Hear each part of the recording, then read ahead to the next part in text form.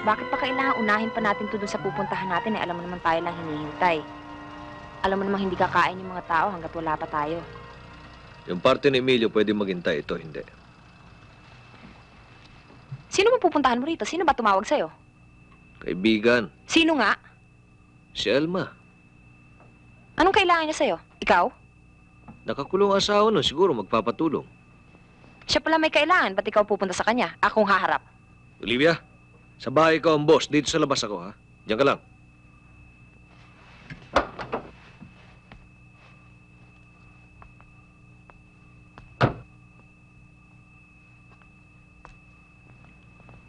Huwag na tayo mag-aaway, sayang gabi.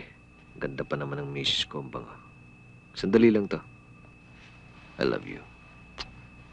Sabihin mo kay Elma, bukas magkita kami. Gusto ko siya makausap.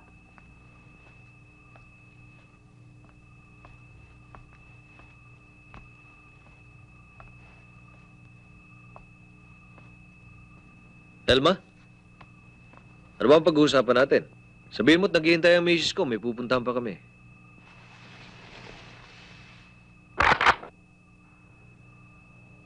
Huwag!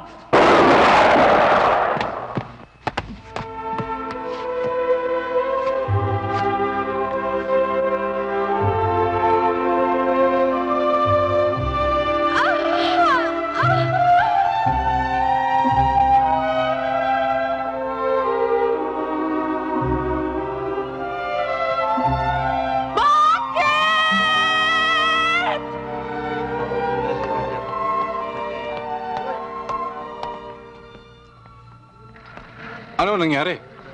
Pinatay ko si Louie. Sabi mo wala kang ebidensya eh. Nandyan yung pumatay, nakakulong. Para sa akin siya pa rin. Mag-asawa nga tayo. Palabas ka, papasok naman ako.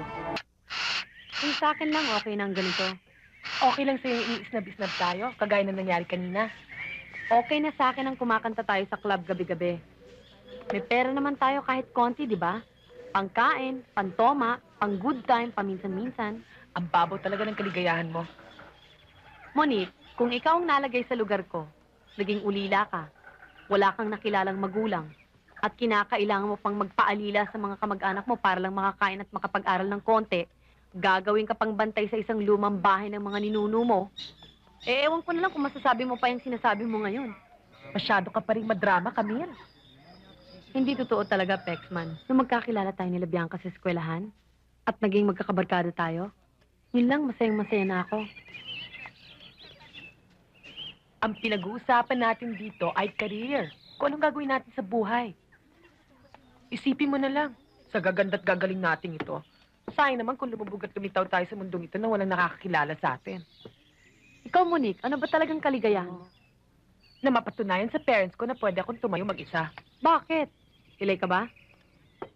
Nagpapatawa ka, Camille, ha? Thank you. Hindi kasi, china-challenge nila ako eh. Tignan mo ngayon, nakapaglayas na ako, nabuhay na wala sila, napag-aral ko pa ang sarili ko. Galing! Nakakainis ka na talaga. Teka. Eh kung mag-analyze tayo ng konti, Mag-analyze? tingnan nyo ha, lakad tayo ng lakad, apply tayo ng apply sa mga recording companies. Eh bahagya lang naman tayong pansinin. Eh, ganyan talaga eh. Kailangan magtiis muna tayo, wala pa tayong pangalan eh. Yun nga ang ibig kong sabihin. Kundi man lahat, karamihan sa mga recording artists ay nagkapangalan muna bago sila naging recording stars. Si Rico J, si Culedesma, Shasha Padilla. Which means, kailangan magkapangalan muna tayo bago tayo pansinin ng mga recording companies. Television. Ladies and gentlemen, the Friends! Kakahiya. Kaya lang, si Winston ang binigyan mo ng pansin, tinignan, at nasaktan ako. Pero tiniis ko yun. Pumayag akong maging tulay ng dalawa. Pumayag akong maging bantay, utusan, palakip butas, mesero, alalay. Dahil ayoko mawala sa akin ang pagkakataong makasama ka palagi. Ang makita at makausap ka araw-araw. Pagkatapos, si Chris naman, hindi mo pa rin ako pinansin. Lalo mo pinalalim ang sugat ko dito. Hindi mo pinakinggan ang aking paliwanag. Pinagtabuyan mo ko Sumama ka sa isang may asawa.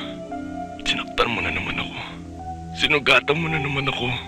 Panay ang tanong ko sa aking sarili. Ang sabi ko, bakit ko ba ipinupukpok ang aking ulo sa pader nang dahil kay Eva?